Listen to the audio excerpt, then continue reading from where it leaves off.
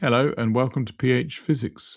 Today's explainer is terminal velocity, the constant maximum speed a falling object reaches. By the end of this, you'll know why it happens, why parachutes change it, and where Newton's first law fits in.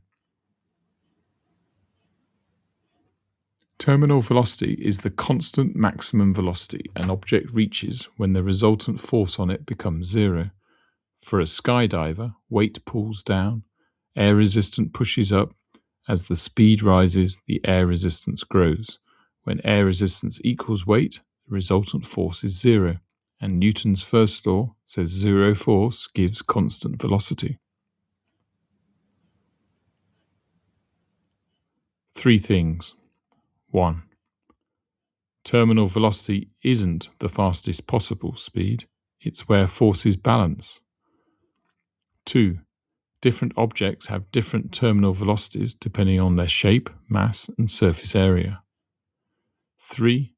Opening a parachute increases air resistance instantly, dropping the terminal velocity to something the body can land on safely. Common slip. Saying the skydiver stops accelerating because they run out of energy. They stop accelerating because the forces balance. Gravitational pull equals air resistance. Energy is unrelated to the balance.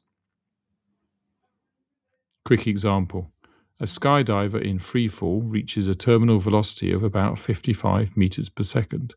They open their parachute, air resistance grows hugely, and they decelerate to a new, much lower terminal velocity of around 5 meters per second, and then land safely. Right. If any of this is going to stick beyond this video, drop into phmaths.com. You'll find a free 4-week GCSE higher revision planner ready to download, plus mastery workbooks across maths, physics, biology, and now chemistry. One for every higher topic, every answer fully worked, every common slip flagged.